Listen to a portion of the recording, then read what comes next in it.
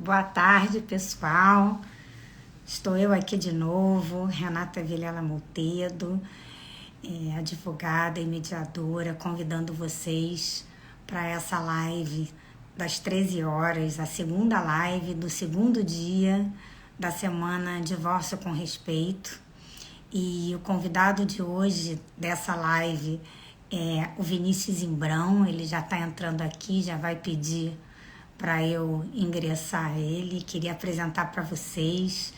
O Zimbrão é jornalista, psicanalista e professor, embaixador do Novembro Azul e idealizador do movimento Viver, Inspira e Cura.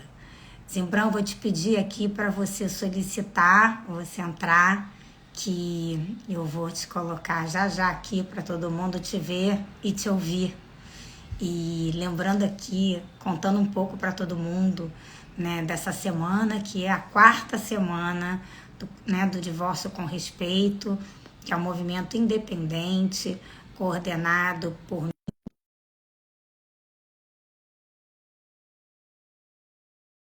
Miriam Teles e Rose Meirelles. Essa semana vai ter muita live por aí. As lives que já tiveram ontem estão salvas. E vamos em frente para mais uma live com esse convidado, que eu quero aqui agradecer, né, a generosidade aí de todos que têm participado e têm contado também um pouco da sua história, né, Zimbrão? Então eu vou começar aqui te perguntando para você falar um pouquinho de você antes da gente partir para a nossa desconstrução ou reconstrução do masculino no processo de divórcio. Legal, Renata. Tá me ouvindo bem? Super bem. Que bom. Antes de mais nada, obrigado pelo convite. E, enfim, é uma honra porque é a primeira vez que a gente traz esse tema, né? Que vocês trazem essa oportunidade de falar um pouco do masculino, né? Eu acho que o som parece que tem alguma coisa alta aí que tá dando eco. Ah, agora sim. Agora acho que melhorou. Tá me ouvindo bem? Legal. Enfim, falar de divórcio, né? E a gente vê muito movimento, pelo menos, né, o que eu percebo, o movimento das mulheres, né? Sempre buscando o entendimento, buscando, né, lutar com todas as forças para que seja uma coisa, né, mais confortável, não diria, mas, enfim, passar por esse processo, né? E eu vejo muitas mulheres buscando isso e tal, e os homens apenas sofrendo com isso, né? Tipo, sem procurar se aprofundar, né? E até tirar proveito, né, de uma condição de luto, né, de trauma que o divórcio traz, né? Enfim, e isso vem junto com outras questões do masculino também. Bem, eu sou, como você me apresentou aí, né? Sou professor, trabalho há muito tempo com essa questão do masculino, já tem mais de 10 anos, porque eu fui acometido por um câncer de testículo, e nada mais fálico, né, do que para um homem, né, ser acometido por algo que ataca justamente um dos pontos que a gente, nessa sociedade, aprende, né, essa cultura tão machista e patriarcal, que é a virilidade, né, e provedor, o cara ser provedor. São duas coisas que a gente cresce ouvindo e aprendendo. E acaba que o homem se limita muito nisso, né? Nesse conceito. Então, comigo não foi diferente. Fui um homem criado nesse padrão também, que tem que ser o provedor, tem que ser o guerreiro e tem que ser o viril, né? E aí, quando uma dessas vertentes aí né, sofre enfim, uma agressão, alguma coisa desse tipo, né? No sentido de, opa, sai do planejado, né? Você, opa, começa a questionar muito, né? E foi o que aconteceu comigo. A partir desse câncer de testículo, eu comecei a perceber esse movimento, né? De como o homem não se cuida, como o homem não vai faz os exames periódicos, enfim, como o homem tem comportamentos autodestrutivos, né? Seja empinando uma moto, dando um cavalo de pau, seja bebendo ou se viciando, né? Em vários tipos de vícios, né? Pornografia, drogas, enfim. E aí eu comecei a pesquisar sobre isso. Aí veio a minha paixão para psicanálise, né? Porque eu tive que entender um pouco mais. Eu já fazia análise e aí senti a necessidade de me aprofundar e estudar psicanálise. E me tornei embaixador do Novembro Azul. trazendo um pouco dessa coisa da saúde do homem, da prevenção, né? Não só do aspecto físico. Eu percebi que o aspecto comportamental era muito importante. Então, essa é a minha breve trajetória aí, porque que eu falo muito sobre isso e, enfim, me preocupo muito sobre isso. Zimbrão, eu estou mutando aqui na hora que você está falando para não dar eco, tá? Porque na hora que eu falo entra esse eco, mas é só por isso que às vezes eu fico com vontade de falar alguma coisa, mas eu vejo que eu me mutei.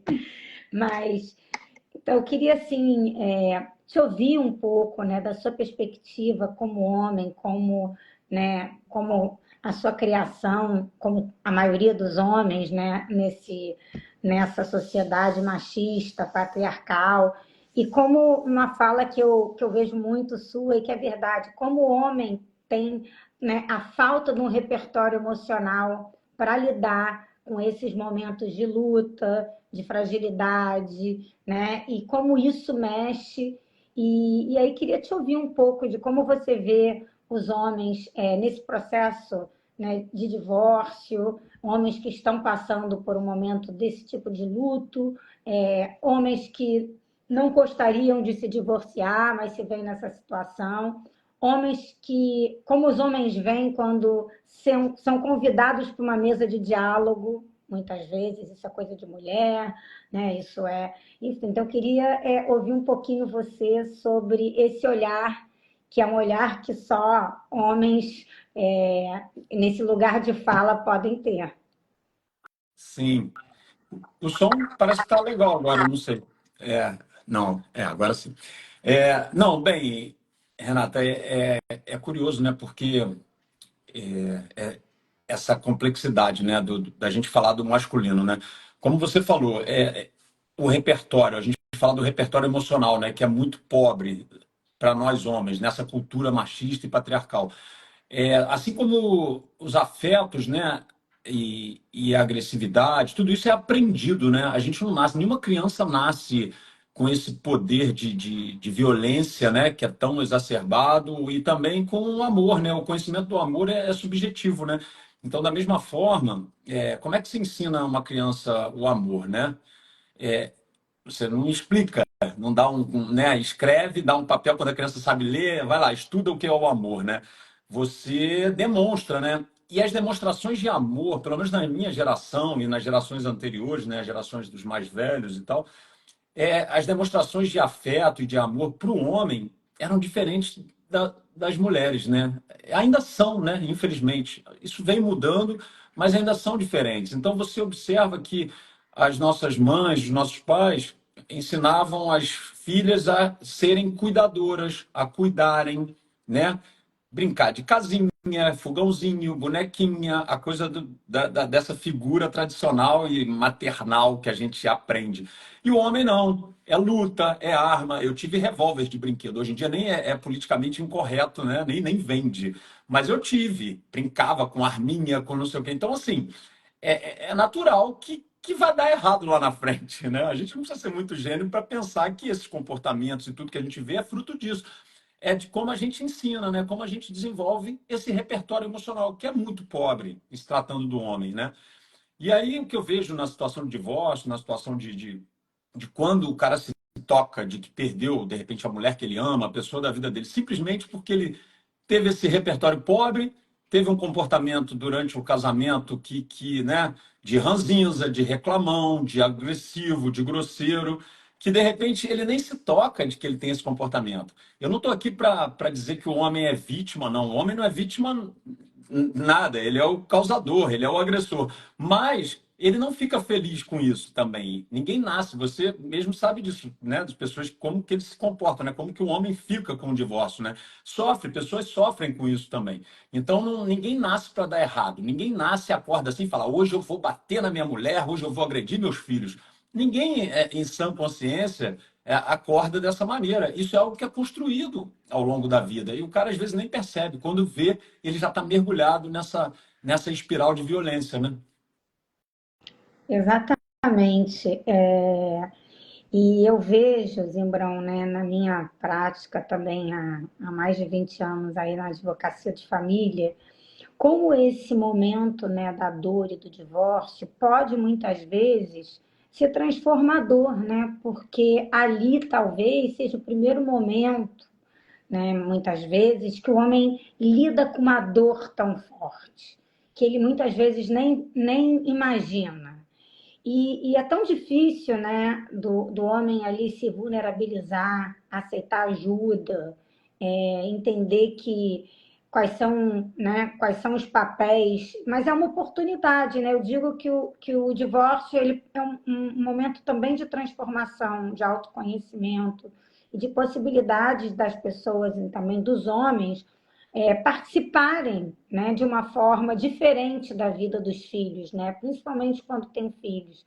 Eu vi um post sobre o divórcio falando que, né, que é isso. E ainda por cima, assim, o homem, quando ajuda, primeiro que quando ele precisa de ajuda, ele tem vergonha de pedir ajuda. E quando ele ajuda, ele se orgulha. Eu que pago, eu que faço. Né? A pensão não é uma obrigação, não. Ele não está pagando para os filhos, não.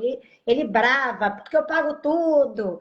Né? Então, é de um extremo para o outro que é muito interessante, né? Quando eu lido com homens nesse momento. Então, queria até. Aqui tem uma colocação da Olivia: como o homem lida com a dor? O que geralmente vemos é que rapidamente os homens buscam novas parceiras. Raramente ficam sozinhos por muito tempo. É, é interessante, né? Agora que eu comecei a ver aqui a Olivia também colocando aqui, de novo, né? É, Estamos falando do repertório emocional, né? Como lidar com a dor se a vida inteira você teve que engolir o choro e fugir da dor, né? Desde criança. Então, é isso, falta repertório. Mas você falou num ponto aí, enquanto você falava essa questão do divórcio, né? Do momento de questionar e esse sofrimento que o homem, parece que é o único, é o primeiro sofrimento real, né? De quando ele perde a mulher amada ou quando o orgulho fica ferido também, quando a mulher sai falando que, poxa, que você é um agressivo, você é um violento e o cara se toca disso, né? Isso bate e fere. Da mesma forma, eu poderia fazer uma comparação com uma coisa muito mais cruel, mas nos casos de agressão, né? Você vê na Lei Maria da Penha, quando a gente sabe que a maioria das agressões são de pessoas próximas, né? Pessoas que, maridos, parceiros e tal, pessoas que teoricamente amavam as suas parceiras. E eles agrediram essas parceiras, né? Às vezes até o feminicídio, né? Até o assassinato mesmo dessas mulheres. E aí você vê que o percentual de reincidência é muito grande quando esse cara ele não é amparado, quando ele não cuida disso, né? Então, até uma proposta da Lei Maria da Penha é que as delegacias tenham esse tratamento desse homem agressor, que é um homem doente, que é um homem que, né? De novo, ninguém nasce para dar errado, ninguém quer que dê errado, né? Então, da mesma forma, o divórcio, quando falou isso de logo arrumar outras parceiras e tal, eu vejo essa mesma espiral. Se esse cara não usar esse momento do trauma, da dor, para ele cuidar disso, para ele se vulnerabilizar, para ele buscar ajuda, enfim, terapias, rodas de conversa, o que for, ele vai entrar nessa espiral de novo. Ele vai continuar repetindo esse processo. E aí a chance dele ter um novo casamento e um novo divórcio por comportamentos machistas desse tipo é muito maior, né? Então, eu acho que é isso, tem que ser cuidado. É óbvio que a gente está generalizando aqui que existem divórcio, N maneiras de chegar ao fim de um relacionamento, e ok, os relacionamentos acabam, né? Não tem problema nenhum nisso. Mas quando a gente fala de um divórcio saudável, vamos dizer assim, será que pode usar esse termo? Acho que sim, né? A gente tem que buscar essa maneira saudável, né? De se separar e que isso não se repita por comportamentos machistas em outras relações. Eu acho que é por aí.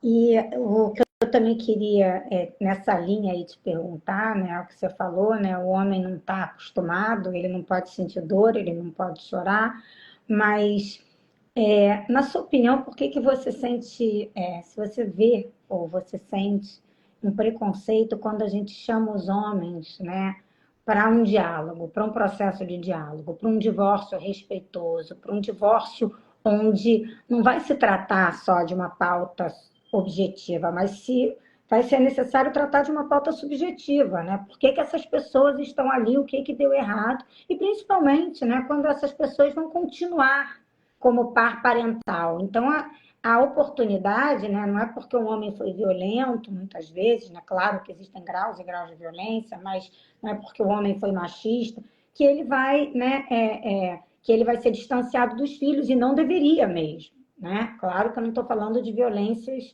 patológicas, mas estou falando desse comportamento violento, viril do homem, né, de né, tô ali, eu faço, aconteço, eu bato nos filhos, mas como é importante esse diálogo e como eles se veem nesse convite ao diálogo, como você vê que os homens recebem isso, como você já recebeu, né? Tinha aquele, ai que saco, vai ter que conversar a relação, né? A gente, É, na minha época também era assim, ai, vai ter que fazer DR, vai ter que conversar a relação. Que saco, coisa de mulher conversar sobre a relação, né? é, realmente não é fácil, né, Renata? A gente está falando de algo estrutural, né? De algo muito arraigado aí que a gente vê, né? Sempre foi assim, né? Não quer dizer que tem que continuar sendo assim, mas não é fácil.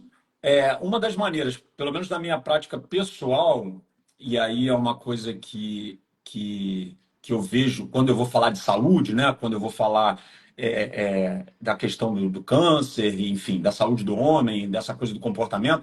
A maneira como eu vejo que toca os homens é quando eu me vulnerabilizo. Eu sendo um homem heteronormativo, né? Uma figura de um igual para esse homem, né?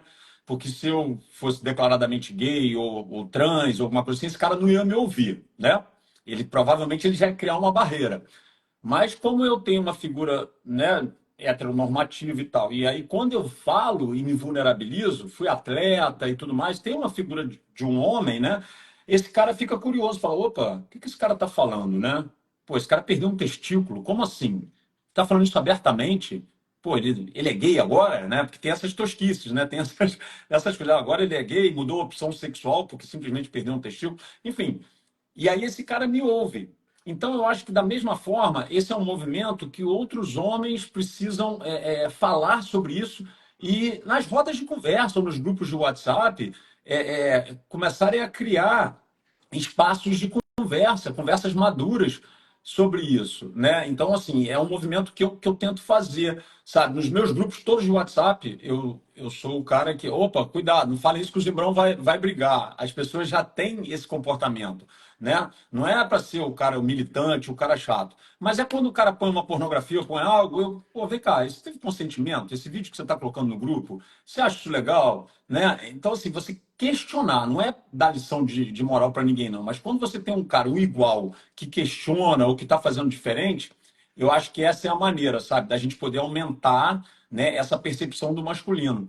E a outra maneira é a dor, né? Quando ele perde tudo, né? Ele perde a mulher, perde o contato com os filhos. Opa, peraí, eu preciso de ajuda, né? Eu preciso chegar a uma medida extrema, não precisaria chegar, né? Mas eu acho que é isso, não é fácil, não é fácil, não é só falar e vamos lá, não é, porque esse homem está muito fechado, né?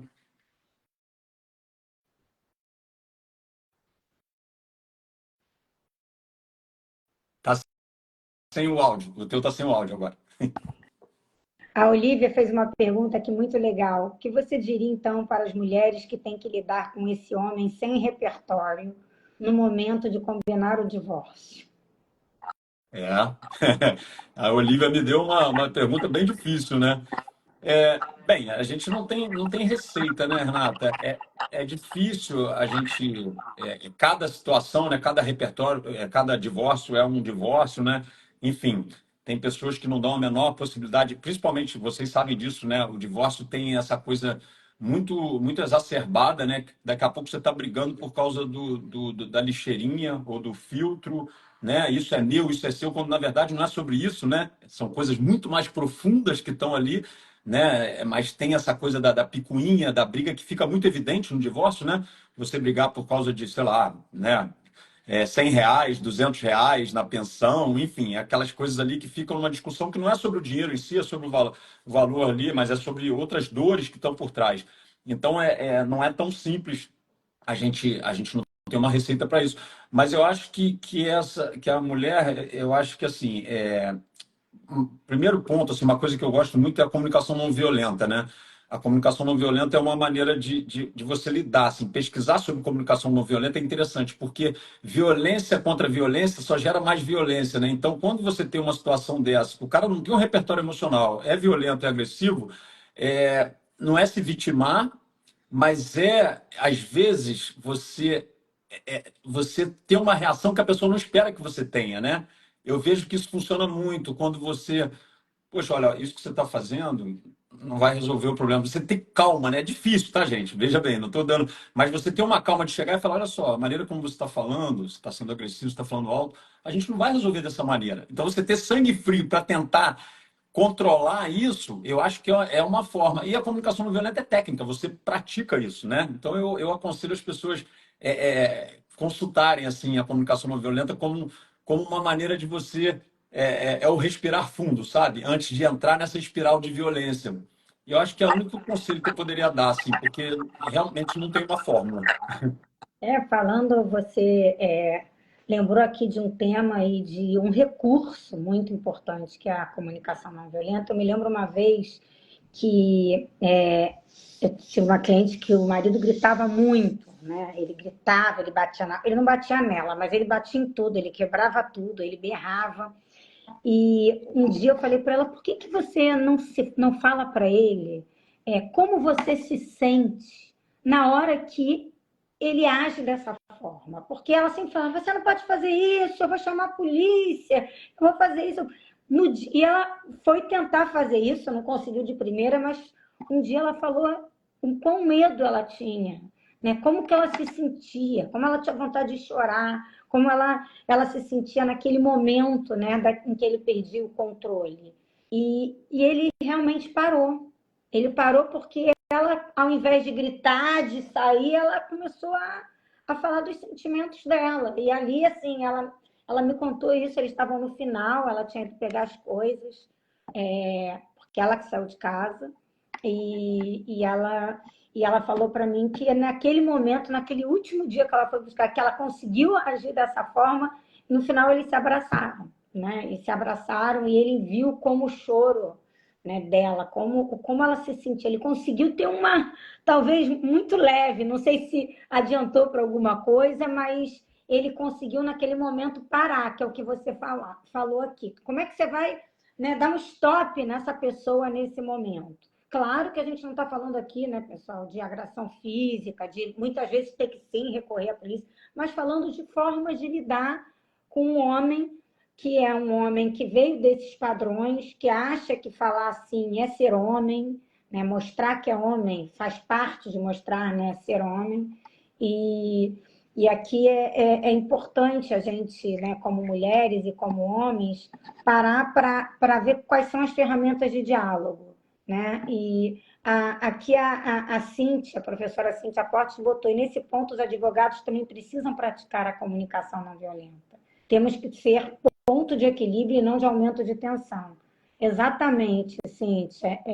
A gente ontem estava falando na live como a forma, né, como os advogados respeitosa se comunicam, com boa fé, com transparência, como isso se metacomunica com as pessoas. Então, você reagir ali, eu tive, né, já contando também um pouco de uma outra história, eu tive uma vez uma audiência que a advogada, pela raiva que a cliente dela tinha, provavelmente tinha sofrido com o meu cliente, na série de berros, ela começou, na audiência, ela se colocou no lugar da cliente e começou a gritar com ele. Claro, ela no papel de mulher deve ter ouvido, né, coisas que eu não sei, né, sempre tem os dois lados, mas acredito piamente que deve ter havido violência, no mínimo verbal, mas como isso não ajudou, como ali a coisa desandou a ponto da juíza ter que interromper essa audiência.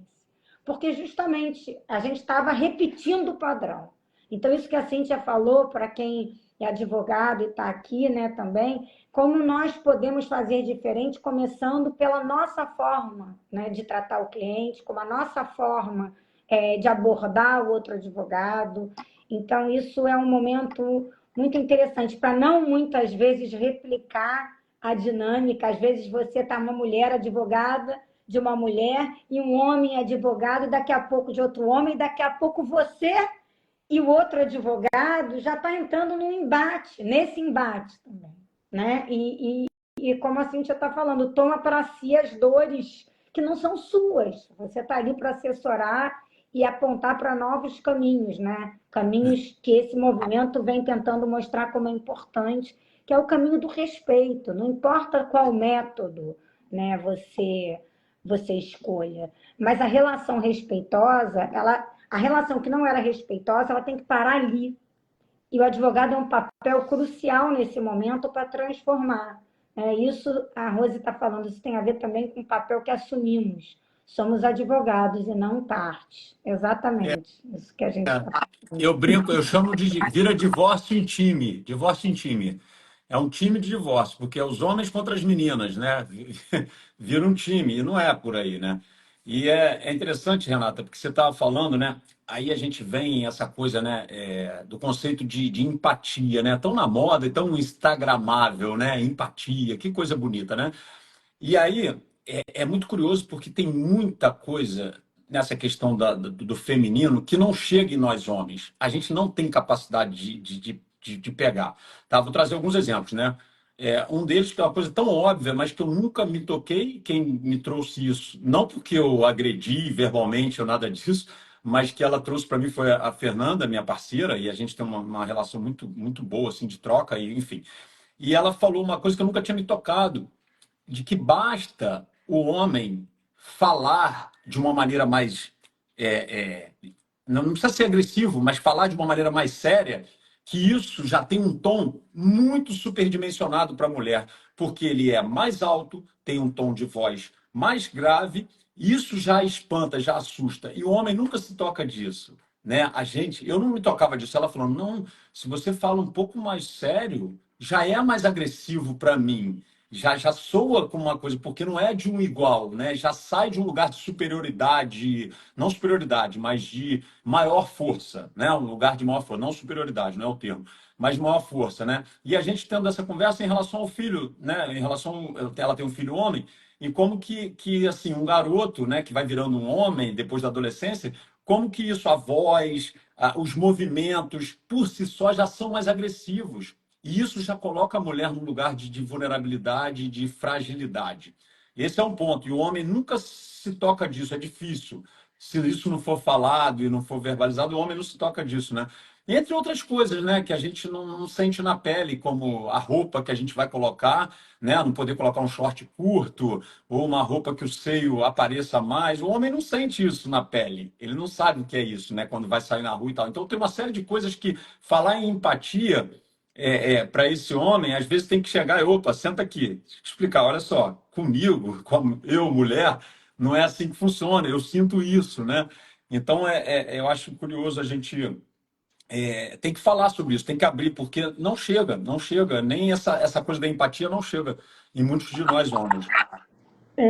Eu também queria, né, você que é uma pessoa que trata tanto da saúde, né, física e mental, olhar também essa percepção e agora com essa formação psicanálise, né, que você falou, né, por vários motivos aí da sua vida, mas como é difícil, né, para um homem, né, e às vezes só quando ele vai perder tudo, ele aceita ir para uma mediação, ir para uma terapia de casal, como é difícil. E você, como homem, assim, nos ajudando também nessa live, né? O que você poderia falar para as mulheres para ter alguma escuta nesse convite, né? Quando muitas vezes a gente não consegue falar mais, o diálogo ali não tem mais diálogo, principalmente no final, né? De um casamento, de uma união estável. E como você acha que, ou você aconselharia, ou você, na visão de homem, gostaria de ser convidado? E por que você acha que existem tantas barreiras, né, para aceitação desse convite para uma mesa, né, para uma mediação, para uma terapia de casal? Né, é uma resistência muito grande. Eu vejo muitos homens que só vão ali quando não tem mais jeito. E aí, às vezes, já passou do ponto, né? A corda já se esticou demais. Então, para você conseguir voltar, é difícil. É muito curioso, né, Renato? Porque é um trabalho meu de pesquisa, assim. Eu pesquiso muito sobre essa questão de formar, de como reunir homens, né, para falar de coisas interessantes ou coisas que importam, né? E aí já busquei isso. Tem até um livro interessante que é Precisamos nos ver mais, né? O título do livro. Foi um jornalista norte-americano que foi pesquisar sobre isso. E foi um trabalho árduo, assim, porque ele percebeu que depois dos 40, beirando os 50, ele não tinha amigos. Ele só tinha esposa, filho, e ele não tinha amigos. Assim, o ciclo de amizades era cada vez menor, né? E aí ele começou a se interessar por isso, essa solidão desse homem, né? Nessa idade adulta, né? Enfim. E aí é muito curioso, porque, de novo, a gente volta no início da nossa conversa, né? A coisa do repertório emocional. As mulheres têm muito mais amigas, elas se encontram para conversar e elas, eu pelo menos adoro conversar com mulheres, enquanto quando tem várias mulheres conversando, tal, porque os assuntos são muito mais interessantes. Porque tem todo tipo de assunto, tem muito mais coisa legal. O homem, normalmente, óbvio, o homem, eu estou generalizando, né? Mas na maioria das vezes o homem se encontra para o futebol, para a pelada, né? Para o futebol ou é um churrasco que vai falar do futebol ou falar de mulher se a mulher não estiver, né? Mas não tem conversas profundas. Homens, de uma maneira geral, em seu lazer, em seus momentos, eles não têm conversas mais profundas, né? É muito raro. E isso você vê num detalhe, assim, exemplos, né? Você vai num bar, normalmente um homem está no bar, ele está sentado de frente para o balcão, os dois homens. As mulheres sentam de frente uma para as outras, né? Olhando assim um breve recorte, né? Você vê que até a postura corporal ela não condiz com alguém que está disposto a ter uma conversa de escuta recíproca, né? As conversas são ou para cuspir alguma coisa ou para, né? Não é uma conversa de olho no olho e tal. É raro esses momentos.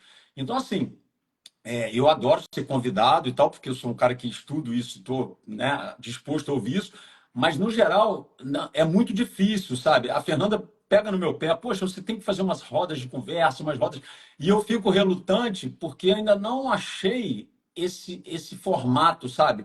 Tem que ter uma cerveja, tem que ter uma coisa que envolva um prazer, um pseudo prazer masculino, para que aí sim você toque o assunto de interesse, né? Você vê, até a terapia, a gente ainda tem, o público masculino ainda faz muito pouco terapia, muito mais mulheres que fazem terapia, né? Então, ainda é um processo, de novo, a gente está engatinhando para que esse homem se toque de que a saúde mental dele não vai bem. E isso reverbera em tudo. Divórcio, relacionamento, trabalho, suicídio, né? A gente tem, poxa, o índice de suicídio é assustador, é 70% mais. Suicídios são homens que se matam, né?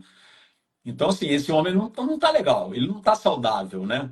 E é isso, eu não tenho uma resposta para isso, assim, é difícil trazer esse homem se você não tem um atrativo. Quase tem que ter a cenourinha na frente do cavalo, né? Para ele ir, e aí você ali sim conseguir chegar numa conversa mais profunda.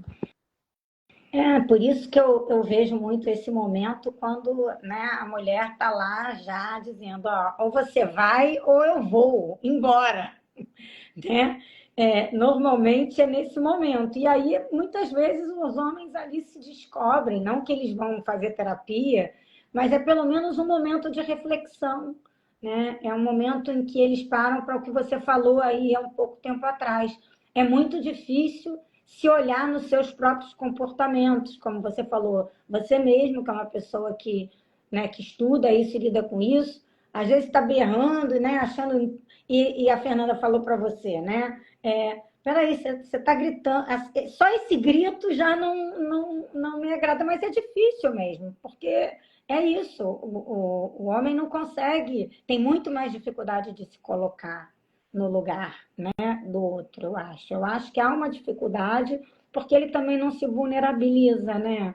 Então, isso é que é um ponto. Você chegar aqui, está falando, né, das suas dores, das inseguranças, isso vai contra, né? Parece que eu sou menos homem se eu falo das minhas angústias, se eu falo da minha dor, se eu choro, a dificuldade de homens de chorar. Assim, eu até hoje em dia digo que nesses 20 anos essa situação tem melhorado depois de um espaço de conversa comigo, né? E homens que estão nessa dor, muitos deles se vulnerabilizam, mas é muito difícil, porque logo depois vem como não, eu estava mal por outro motivo. Assim, já vem um desconcerto, né? É um momento de desconcerto muito grande. Claro que chorar já é um desconcerto, mas eu vejo que chorar ou dizer eu estou sentindo muito, eu sinto muita saudade, né? É difícil, é difícil. E aí quando a pessoa consegue desabafar, é como se fosse um alívio, né?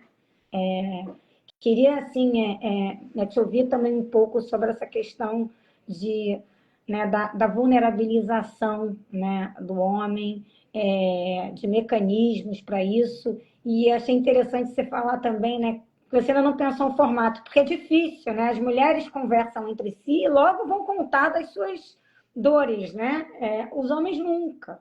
E talvez chamar, vamos conversar sobre essas questões, como você falou, não vai ser, não vai ter público, né? Quais são os homens que vão, olha, eu vou conversar sobre o que eu estou sentindo.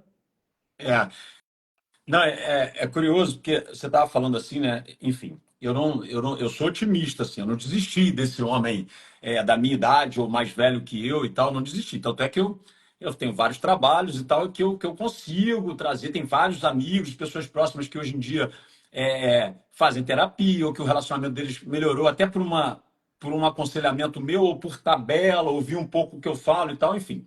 Mas eu acho que é importante a gente aproveitar, porque estamos falando de divórcio e muitos desses divórcios têm filhos, né? E aí eu acho que é o ponto principal que a gente não falou em nenhum momento, é como é que a gente está criando esses meninos para o futuro, esses meninos e essas meninas, porque essas meninas, como vocês mulheres também, replicam formatos machistas sem nem perceber, tá? Então, assim, a gente é criado num machismo muito estrutural, de centenas de anos. Então, a gente replica sem perceber. Eu estava agora com a Fernanda de férias e a gente estava na praia e tinha um cara, um casal jovem e uma mulher, jovens, bonitos e tal, brincando na praia, com duas crianças que pareciam da mesma idade, ou eram gêmeos, ou eram assim, tipo uns 3 anos, 4 anos, bem crianças. E aí, o comportamento era tão destoante, era um casal, um menino e uma menina de 3, 4 anos. O pai pegava o garoto, jogava no mar, segurava pelos pés de cabeça para baixo, e a menina vibrava, segurando a mãozinha da mãe, doida para receber aquela brincadeira. Mas ele não fazia isso com a menina, só fazia com o menino. Em que livro de fisiologia e biologia disse que uma menina não pode ser segurada de cabeça para baixo ou pode ser jogada dentro d'água da mesma forma que ele estava jogando o menino? Nenhum livro ensinou isso fisiologicamente. Simplesmente ele está replicando um comportamento em que o garoto vai ser destemido, vai ser brinca de luta, violento, e a menina segurando na mãozinha da mãe, porque tem que ser a recatada e a calminha. E eu estou falando de Europa, tá? Isso não foi aqui no Brasil, não. Estou falando de, né? E foi um comportamento, eu na mesma hora eu falei, caramba, olha isso. Então a gente replica comportamentos, como por exemplo, o menino acaba de jantar, levanta e vai para o quarto, não tira nem o prato e leva para a cozinha e não lava o prato. Quando com a menina você exige que ela faça isso, que ela leve o prato para a cozinha e tal. Então você já começa a criar uma criança, uma menina, para ser cuidadora e um menino para receber o cuidado. E aí vamos nós replicando esse processo. Então, assim, é mais do que a gente trazer esse homem mais velho, que acho que tem salvação, ainda não vamos desanimar, a gente tem que pensar como a gente está criando esses meninos. Eu acho que isso é muito importante. Exatamente. Às vezes até a, o conflito vem nesse momento dos filhos, porque se um dos dois quer criar dessa forma diferente, né? E aí a gente já vê o choque cultural muitas vezes. Nossa, você está criando essa menina desprotegida, você está criando esse menino machista. E aí quando a mãe reage já assim, ou o pai, mas na maioria das vezes né, é a mulher, porque o pai é ultra protetor, né, com a filha e muito menos protetor com o filho, né? E então também assim, esse filho também não recebe cuidado, não recebe carinho, você não beija filho, você vê criações que, né, o homem não recebe esse carinho, não recebe um abraço, não recebe um cheiro, não chora. E aí isso faz toda a diferença. O Lucas aqui está falando, nossa, às vezes os pais não aceitam a criação de uma forma mais descontraída e os conflitos começam a partir disso mesmo. É isso, um pai muito rígido ou uma mãe muito rígida, até em comportamento, porque as mulheres também são muito machistas, né? As mulheres são tão machistas quanto os homens, né? E a mãe tem essa super proteção também com as filhas em relação ao filho, o filho pode chegar mais tarde, não precisa dizer onde está, a filha precisa, o filho não precisa fazer nada de casa, né? A filha precisa, ou falar para o menino, cuida aí da sua irmã, né? E ele também tem que tomar conta, então ele vira um outro, né, de alguma forma, um outro castrador da mulher, então é comum isso. E aí eu acho que nesse momento do divórcio, esse conflito aumenta, Zembrão, porque cada um pensa muito diferente e aí cada um quer fazer muito diferente, né? Então, desde rede social, desde hora para voltar, desde dessa construção aí do menino e da menina, e aí a mãe agora fala, eu vou fazer do jeito que eu quero, o pai vai fazer, eu vou fazer do jeito que eu quero. E aí, em vez de sentar, fica muito difícil, porque a conjugalidade, né, acabou, mas a parentalidade não. Então, ter filhos e não ter diálogo, a gente estava falando isso hoje mais cedo noutra live, é praticamente, né, um quase suicídio da família, porque, né, não tem como. Por mais que você. Não é que não tenha conflito, mas é que tem que ter abertura para o diálogo. E tem que minimamente também delegar, porque também tem mãe que é assim. Os filhos vão para a casa do pai e a mãe fica assim: olha, não pode comer isso, você tem que fazer isso, você tem que falar. Não, deixa fluir. Cada um vai ter o seu jeito de criar também. Então, o autocontrole da mulher também, querer controlar até muitas vezes o que não está na casa dela, na casa do outro, porque é ela que cuida. Então, o pai não vai saber cuidar. Então, aí vem tudo de novo, né? O pai não vai saber cuidar, o pai não vai saber dar comida, o pai não vai tomar conta, o pai. E aí também vem uma série de preconceitos que limitam a paternidade muitas vezes. As próprias mulheres limitam, né, essa proatividade do homem, que muitas vezes eu digo, às vezes o divórcio transforma pais para pais muito melhores naquele momento, né? Sim. Então, você tocou no ponto aí crucial dos filhos, da criação, né, desses estereótipos que são replicados e também, assim, queria trazer para você essa importância aí deixa eu só aqui aproveitar para dar voz para todo mundo. Tantos temas sérios. Tem uma campanha na OAB Santa Amaro, o divórcio não é o fim, a família continua. Convidamos vocês a conhecer. Acabam os deveres conjugais, mas a parentalidade jamais. Muito legal, Jaqueline. E tem uma também, ela me lembrou de uma campanha na OAB de São Paulo, que é Pai Não é Visita. E como é difícil, né? Como é difícil. Sei que você não é pai, mas sei que você foi filho. Então, falar um pouco dessa dificuldade do papel do pai, não sei aqui, né, sem querer entrar na sua intimidade, mas espero que você tenha tido ótimos pais. Mas a gente, às vezes, né, os pais fazem o seu melhor também, fazem aquilo que estão ao seu alcance, o que eles podem naquele momento de vida. Então, Sim. queria te ouvir um pouquinho mais também sobre a paternidade. Bem, como você bem falou, eu não sou pai, mas eu sou um observador e um estudioso disso, né? Então, assim, tenho um sobrinho. Eu fui criado no interior do estado e meu pai nunca me beijava no rosto, nunca me beijava. Meu pai, eu tive poucas referências de afeto e carinho. Meu pai foi ótimo, minha mãe foi ótima, mas porque ele tinha de repertório para a época. Estou falando dos anos 70, 80, né? Anos 80, enfim. E aí. Eu é que quebrei isso. Na adolescência, eu fui dar um beijo no rosto dele. Ele ficou todo sem jeito, sem graça, e isso aí virou uma rotina entre a gente. Então, eu fiz o movimento inverso. Por isso é que eu volto na tecla dos filhos, porque a salvação são os filhos transformarem os pais. Que eu vi que eu consegui dar essa quebrada lá atrás, na minha adolescência. Mas eu não tive referências de afeto e carinho. Então, ou seja, eu tomei na cabeça. Eu estou falando com propriedade, com quem foi tosco, ainda é tosco, ainda comete erros grosseiros e toscos de um homem machista, né? Não tenho, eu não acredito, a gente fala desconstrução, esse termo da moda, né? Na verdade, não é desconstrução, né? É aprender mesmo, né?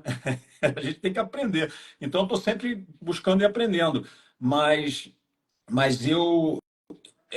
o que eu observo é que, assim, às vezes os pais também usam os filhos como arma, né? Nesse momento, né? Então também tem isso. Às vezes um incômodo como o celular, por exemplo. Ah, eu não quero dar o celular para o meu filho até os 12 anos. Isso é uma questão, eu vejo muito isso hoje em dia, né? Ah, antes dos 12 eu não quero tela. E aí o outro dá a tela, com a criança com 8 anos já tem um tablet, já tem um celular. Aí começa uma briga.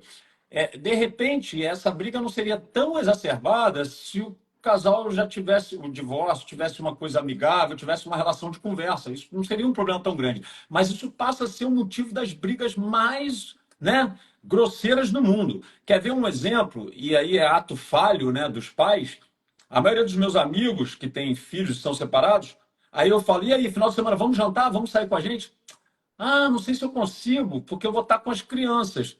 Ah, mas eu entrego as crianças no sábado à noite, ou eu devolvo as crianças no sábado à noite. Eu falo, devolve as crianças? Tipo assim, o termo que se usa, o pai, o termo que ele usa dos filhos é devolve, como se os filhos fossem parte da mãe, não fizesse parte dele, né? Essa coisa da devolução, a maneira como lida com isso, né? Como se, eu vou entregar os filhos, vou devolver. É uma coisa meio que, opa, como se não fosse uma responsabilidade do pai.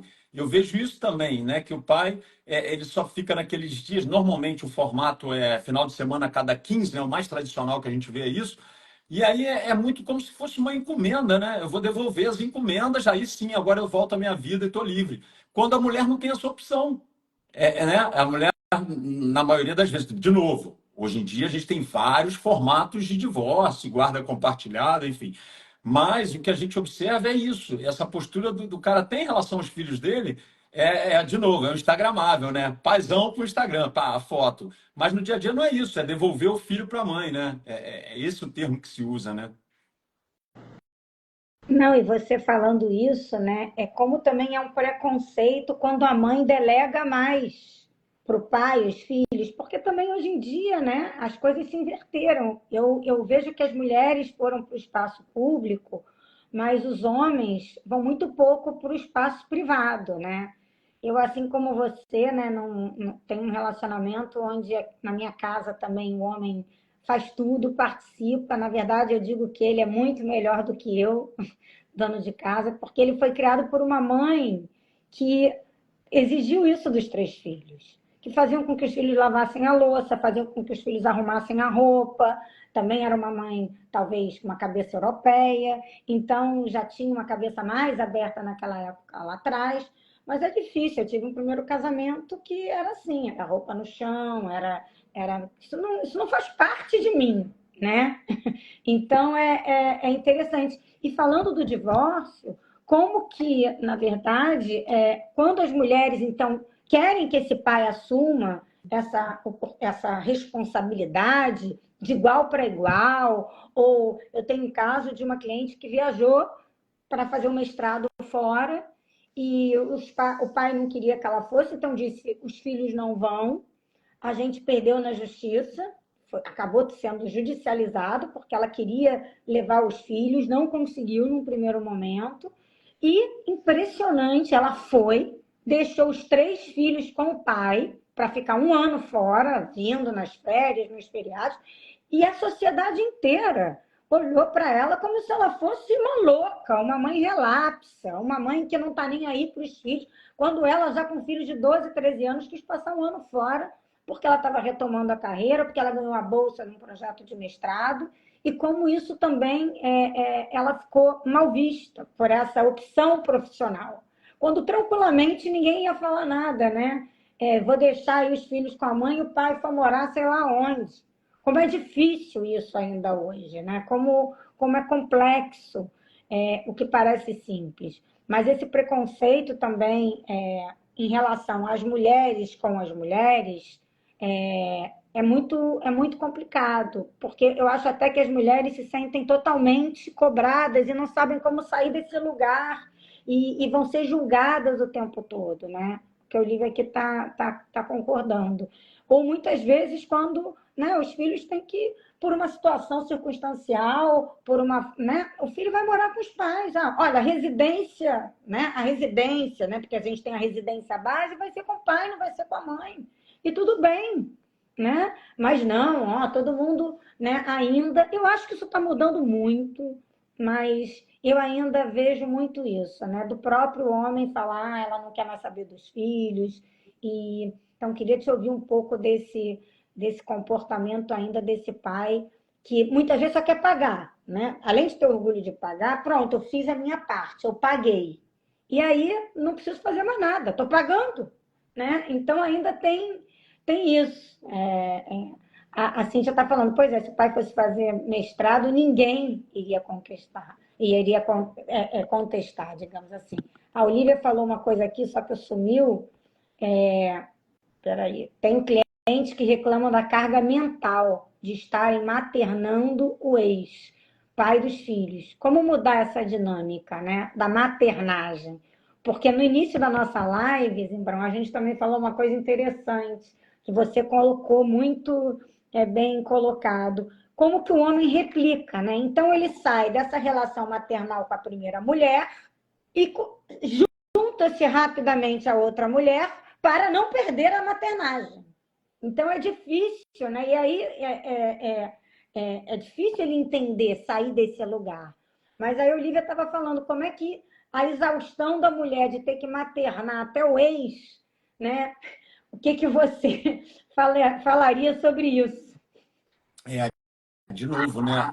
De novo, a gente está falando da educação, né? Do replicar, né? Renato, se puder mutar aí, obrigado. É, a gente está falando de novo da questão educacional, né? Como é que a gente replica, né? Como é que a gente cria esses filhos para que recebam o cuidado da mulher. E aí a mulher passa a ser uma figura maternal mesmo. E não é só no aspecto da casa, do cuidado, não. Isso vai muito além, ao meu ver. Aí entrando um pouco até na questão psicoanálise, não tem como a gente não fugir da sexualidade, né? Porque esse homem, ele separa a mulher para casar da mulher para transar. Esse machismo chega a tanto ponto que o sexo passa a ser, opa, porque ele vê a mãe na esposa. Então o sexo tem que ser uma coisa mais, ó, papai e mamãe, o famoso papai e mamãe, né? Isso chega a permear, por que não? Porque, né, eu não posso, essas coisas eu não posso fazer porque é minha esposa, a mãe dos meus filhos. Como se a mãe não tivesse desejo, não tivesse tesão, não tivesse uma libido, enfim. É como que isso está tão de novo. A gente está falando de estrutura, a gente está falando de uma coisa muito mais profunda. Alguém, a Cíntia, né, a professora Cíntia, falou aqui sobre a questão da atleta olímpica, né, que teve essa quase, né, não poder competir por causa dos filhos, briga com o ex-marido, enfim.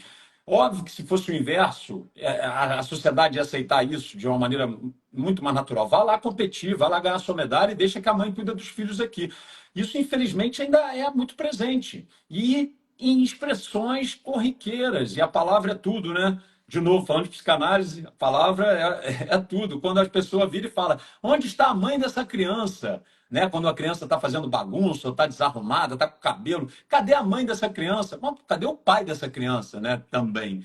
Então, assim, de novo, a gente tem muito trabalho pela frente. Então, eu acho que iniciativas como essa, né, essas propostas, a gente falar e ampliar esses tipos de reflexões, eu acho que é o caminho, é o que a gente tem que fazer e continuar fazendo. Porque assim, é muito difícil mudar isso. Foi o que a Olivia está perguntando, né? Eu acabei não respondendo a pergunta dela. É muito difícil esse cara que cresceu sem dobrar uma roupa, sem preparar uma comida. Ele joga isso para a figura da mãe, né? Da esposa, né? A mãe na figura da esposa, né? Exatamente. Eu queria que a gente está indo para o final, Zimbrão, mas tem uma pergunta aqui, uma colocação do Lucas muito interessante para a gente caminhar para o final dessa live, que ele colocou, eu acho interessante pontuar que a desconstrução do masculino vai além dos casais heterossexuais. Na medida em que vivemos uma cultura extremamente machista, isso se reproduz em casais homossexuais também. Muito Sim. interessante, Lucas, muito interessante. Porque é quase que se o casal, né, também, que é homossexual, precisasse se dividir numa figura materna e paterna, numa figura homem e mulher em relação às funções. Não sei se é isso que eu entendi, mas eu acho que é isso. né? Como ainda isso pode se reproduzir, né? Esse machismo de alguma forma entre aquele casal. Quem, isso eu vou fazer isso e quem vai assumir que papel? Quando na verdade, assim, eu, né? Penso que de fato essa cultura ela se espraia para qualquer tipo de relação, né? Para qualquer tipo de relação, seja homoafetiva ou seja hétero, né? Não sei como é que você vê isso também, Zimbrão. Renata, o machismo tá em tudo, né? Tá em todos os tipos de relacionamentos, tá em toda a sociedade. Então não tem por onde correr.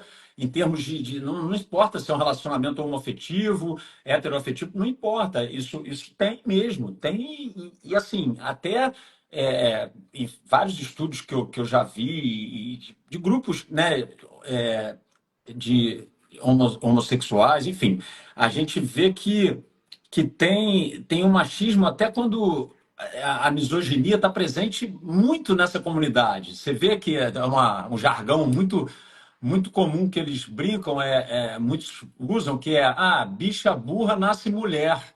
Então, assim, a misoginia está presente até, né, né, nesse público também. Então, assim, isso não tem como a gente separar, não, porque a pessoa tem um esclarecimento, tal. Não, está em todo momento, né, a gente vive isso o tempo todo. A Olivia tocou no ponto principal ali, assim, muito importante, que é isso, a mulher tem que cortar esse, né? Eu acho que a minha percepção é essa. A mulher não tem que se submeter a esse papel de ser a mãe do parceiro. Isso já passou, gente. Isso é na época dos dotes, né?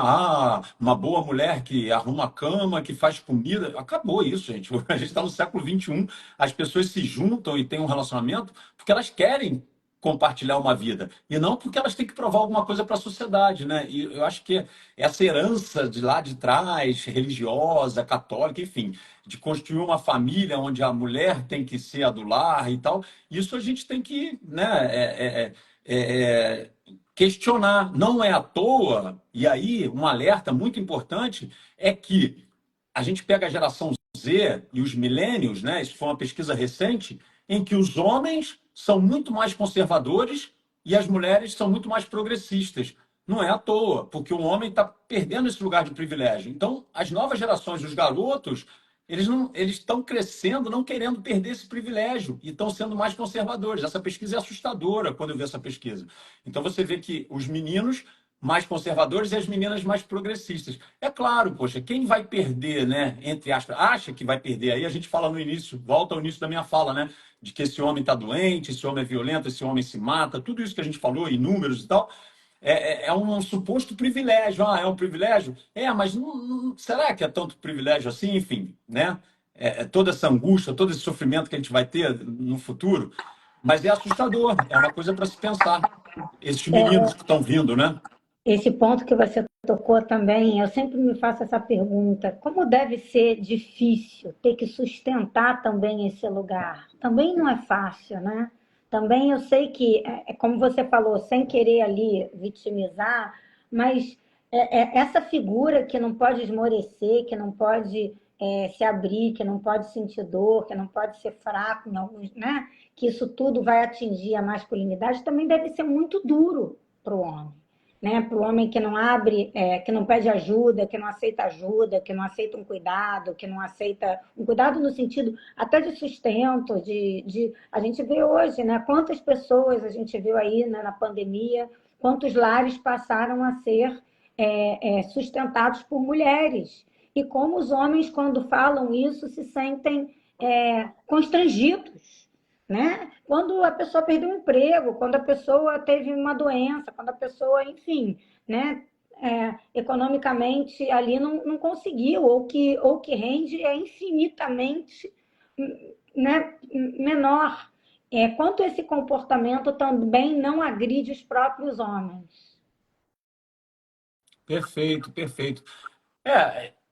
Nossa, muito legal aqui a interação de todo mundo, a Cíntia, a Olivia, enfim, Bruno, as contribuições, né? Eu acho que a gente tem papo aí para muita coisa, né? Enfim, não é um trabalho fácil, eu acho que cada um que está aí, que ouviu, e as pessoas que vão ouvir depois, essa live vai ficar.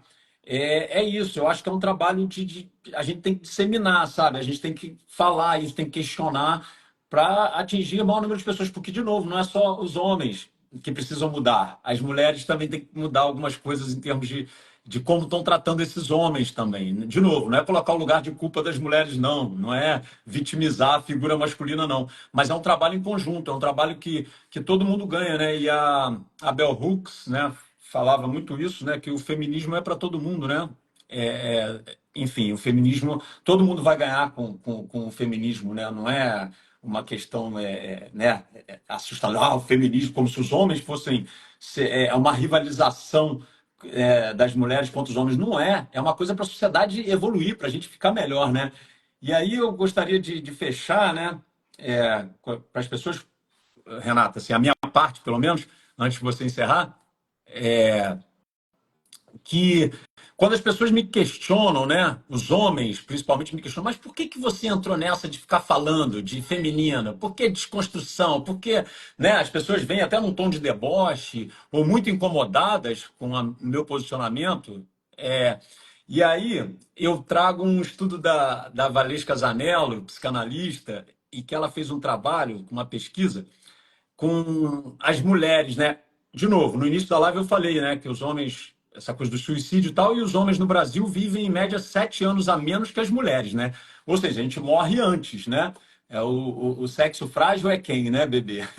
Nós que morremos antes. Então, e aí, como a gente morre antes, a gente tem mais viúvas do que viúvos, né? Pela lógica aí, tem muitas viúvas. E a Valesca Zanello fez uma pesquisa bem interessante com essas viúvas, como a vida dessas mulheres se transformava depois que seus maridos morriam. Elas dançam mais, saem mais, se divertem mais, ou seja, são mais felizes depois que os homens morrem. E aí, quando as pessoas me perguntam por que que eu falo sobre isso, é porque eu não quero que a Fernanda fique feliz depois que eu morra.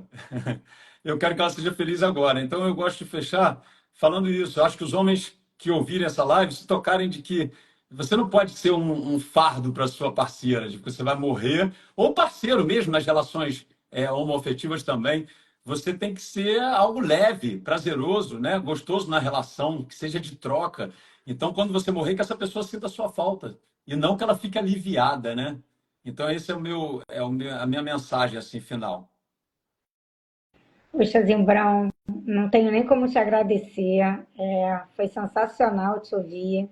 Foi muito bom mesmo. E acho muito importante a gente trazer um homem, né, para, né, como aqui alguém está falando, um homem de verdade, Hum. para esse lugar, né? Porque é o que você falou, esse movimento, essa mudança, ela tem que ser através do contágio. Como esse movimento do divórcio com respeito, é isso, o respeito se contagia, né? É assim que a gente contagia os outros. E é o que você está fazendo aqui, e eu te agradeço demais. Falando aqui para todo mundo, pessoal, essa live está gravada, vai ficar gravada a partir de agora no perfil do Divórcio com Respeito. Então, quem não tiver oportunidade de ouvir, conte para os amigos, convidem os amigos a ouvirem essa live e as demais que estão aí no nosso perfil, tanto dessa semana, né, que acabou de se iniciar, temos uma semana pela frente. Vamos falar de muitos temas ainda que foram tratados aqui nessa live, cada um né, pontuando certas coisas, mas não percam. E obrigada, Zimbrão, foi um prazer enorme estar aqui com você. Obrigada, pessoal, e até logo mais às 20 horas. Eu que Obrigada. agradeço. Beijo, Beijo. então.